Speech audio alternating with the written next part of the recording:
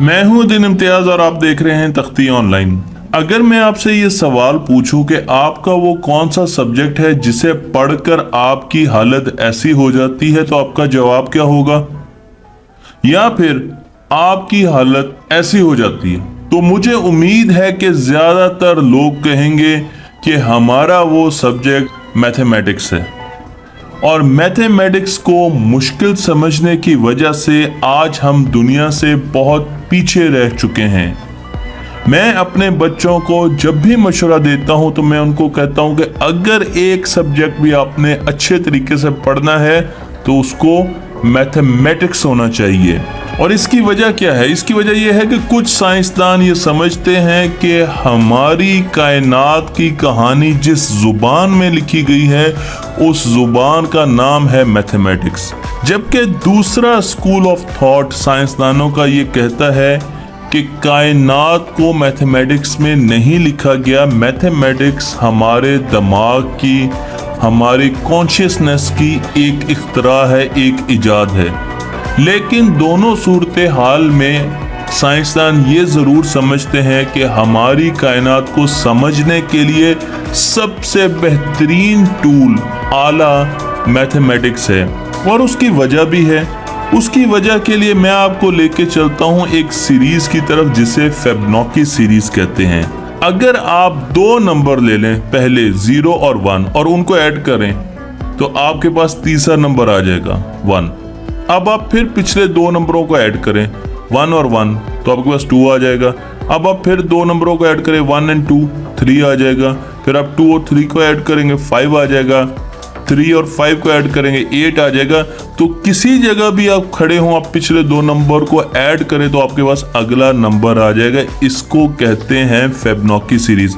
यहाँ पर आप देख सकते हैं, यहाँ पर एडिशन करके आपको दिखाई भी गई है। और अगर इसको हम ड्रॉ करने की कोशिश करें तो इसकी शक्ल ऐसी नजर आती है।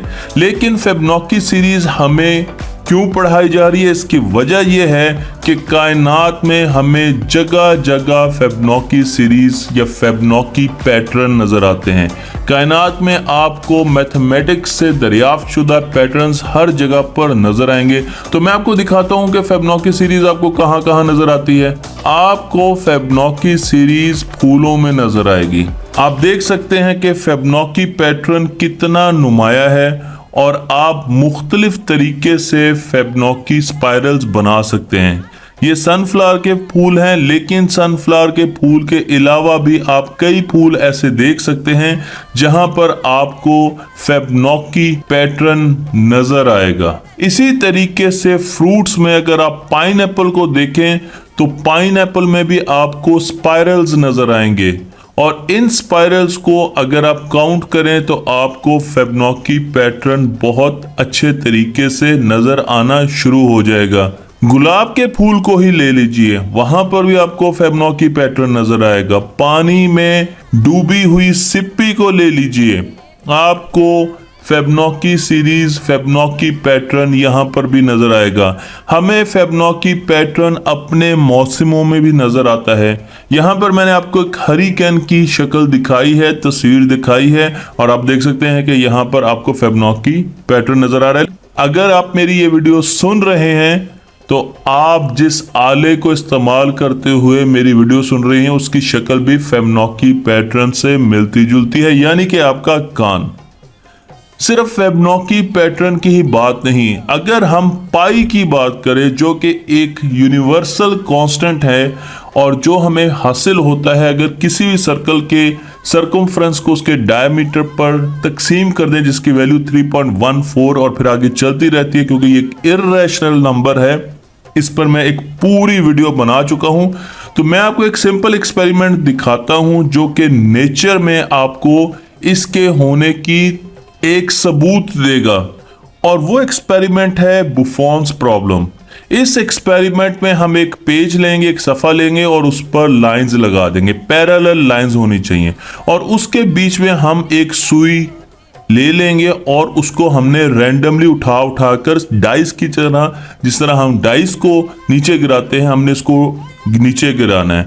अब आपने ये देखना है कि कितनी मर्तबा ये सुई लाइंस के बीच में गिरी और कितनी मरतबा इसने लाइन को काटा।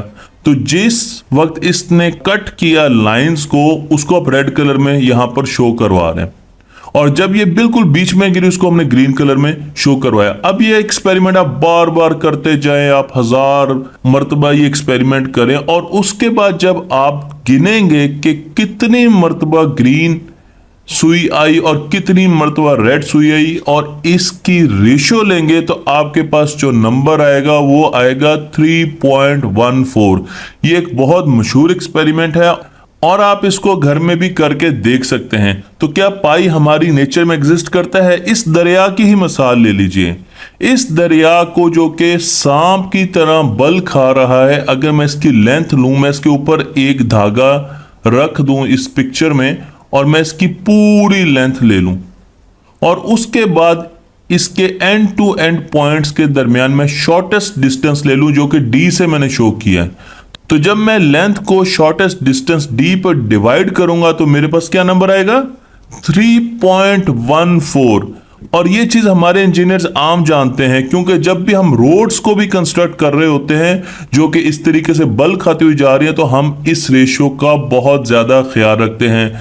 पाई हर सर्कुलर चीज में हमें नजर आती है, तो दुनिया में जितनी भी सर्कुलर चीजें हम देखते हैं तो आप देख लीजिए कि कहीं ना कहीं पाई उनमें मौजूद होता है।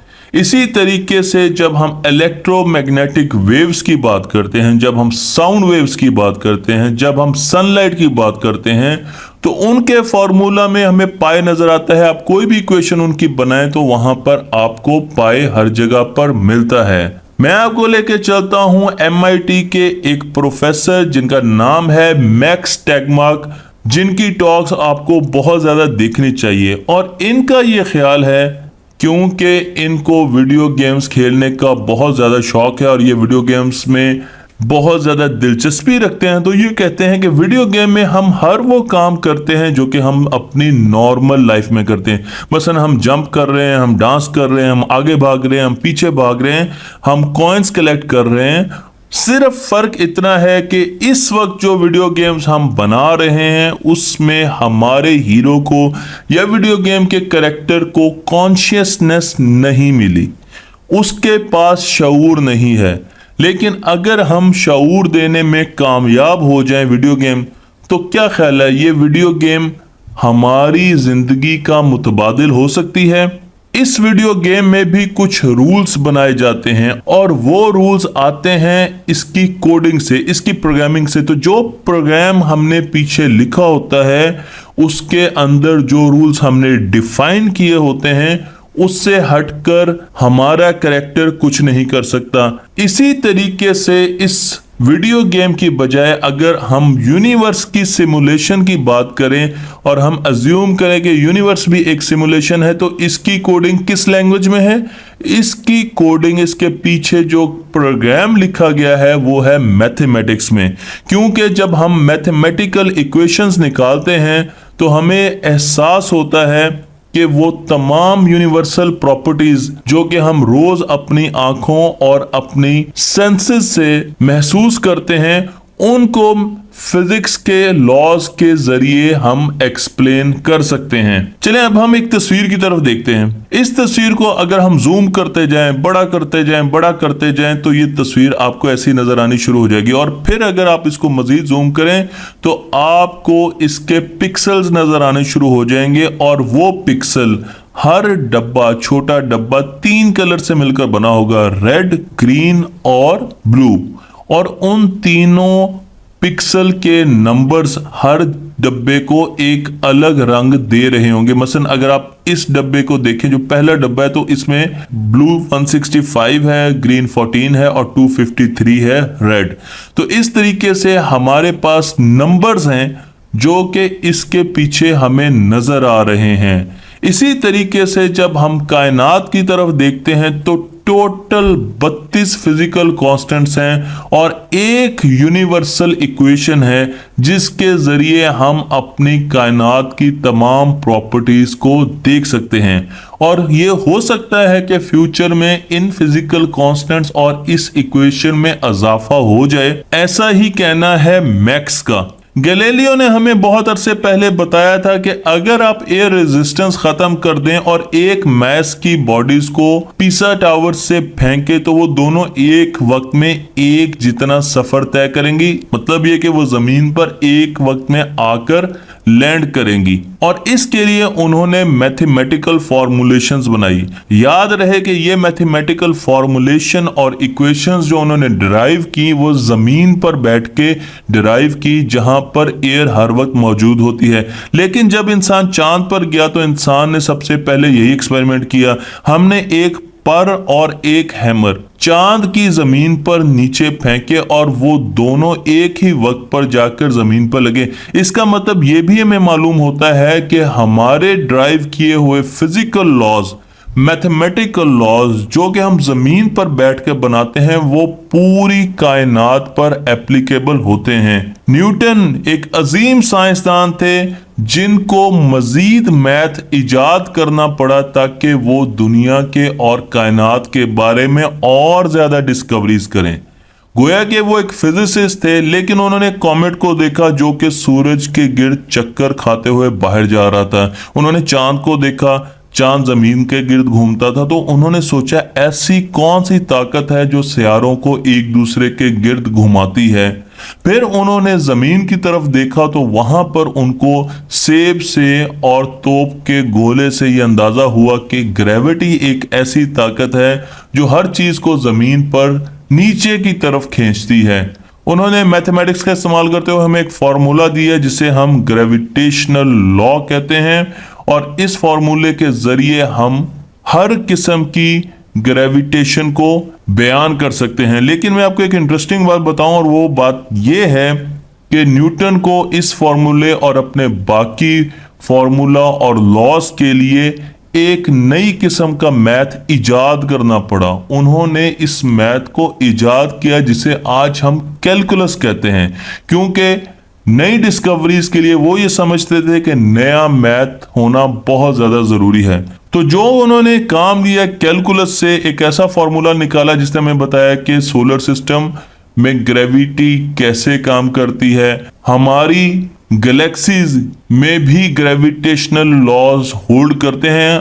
गर्ज ये कि हम जहां पर भी देखते हैं ग्रेविटेशनल लॉज हमें नजर आते हैं। तो न्यूटन का ये समझना था कि हमारी कायनात एक पजल है और उस पजल को सॉल्व करने के लिए हमारे पास जो टूल है उसे हम मैथमेटिक्स कहते हैं। मैथमेटिक्स के नाम वैसे तो बहुत सारी डिस्कवरीज हैं, लेकिन एक खास डिस्कवरी का मैं यहां पर जिक्र करना चाहूंगा, क्योंकि न्यूटन के लॉ से हम यूरेनस का ऑर्बिट देख रहे थे और हम देख रहे थे कि यूरेनस को इस ऑर्बिट में मूव करना चाहिए, उसकी इक्वेशन ये कहती है। लेकिन जब हमने टेलीस्कोप यूरेनस की तरफ की तो उसका ऑर्बिट थोड़ा सा डिफरेंट था, वो एक तरफ को खिंचा चला जाता था। आप देख रहे हैं यहां पर यूरेनस एक तरफ को खिंचा चला जाता था।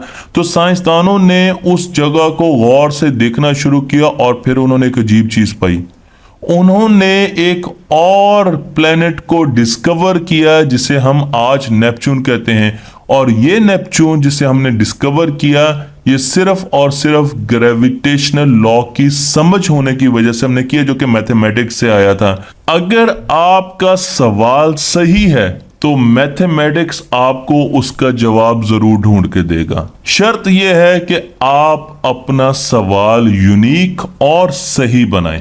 गैलीलियो का एक और वाक्य सुनाता हूं। वो सैटर्न की तरफ देख रहे थे, लेकिन उनको सैटर्न के रिंग्स के बारे में समझ नहीं आ रही, तो उन्होंने मुख्तलिफ किस्म की तस्वीर बनाई जो मैं आपको यहां पर दिखा रहा हूं।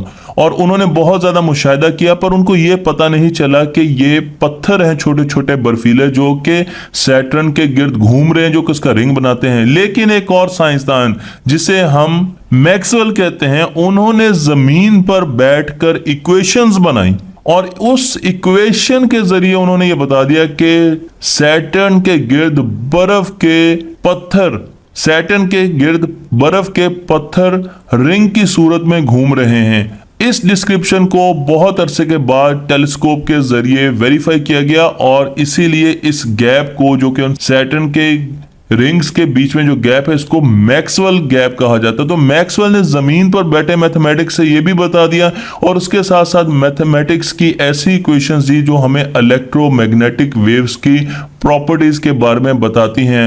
हमारी कायनात में जितनी इंफॉर्मेशन यूनिवर्स में हम तक पहुंच रही है वो इन वेव्स की वजह से पहुंच रही है, और इन वेव्स को एनालाइज करने के लिए जो टूल हमें दिया है, जो इक्वेशंस हमें दी हैं, वो मैक्सवेल ने दी हैं। हमारी जितनी टेलीकम्युनिकेशन हो रही है जमीन पर, हमारे मोबाइल फोन, टेलीफोन, रेडियो, वो भी तमाम इन वेव्स की इक्वेशन के मरहून मिन्नत है।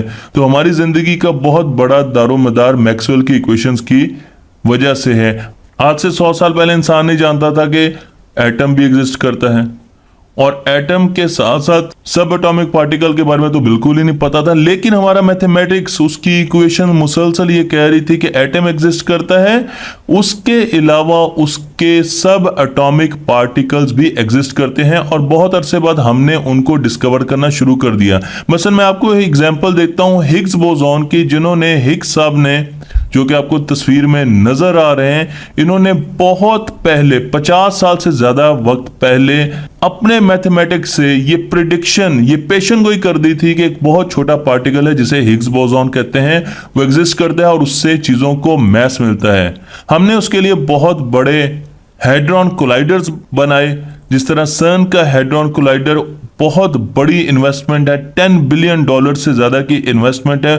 और जब उसमें हमने एक्सपेरिमेंट्स किए तो 50 साल से ज्यादा वक्त के बाद हमें वो पेशन गोई जो कि मैथमेटिक्स ने की थी सही साबित हुई कि हिग्स बोसॉन एक पार्टिकल है, एक सब एटॉमिक पार्टिकल है जो एग्जिस्ट करता है और वो चीजों को मैस देता है। तो अब आपको ये अंदाजा हो गया होगा कि हमारी फ्यूचर की जितनी भी प्रिडिक्शंस होती हैं, कायनात के बारे में जितनी भी पेशन गोइयां हम करना चाहते हैं और जितनी चीज़ों को हम समझना चाहते हैं, उसके लिए मैथमेटिक्स आना बहुत ज़्यादा ज़रूरी है। मुझे उम्मीद है कि ये लेक्चर सुनकर आप आइंदा से मैथमेटिक्स को इस नज़र से नहीं देखेंगे, बल्कि आप मैथमेटिक्स को विजुअली और चीज़ों से समझने की कोशिश करेंगे।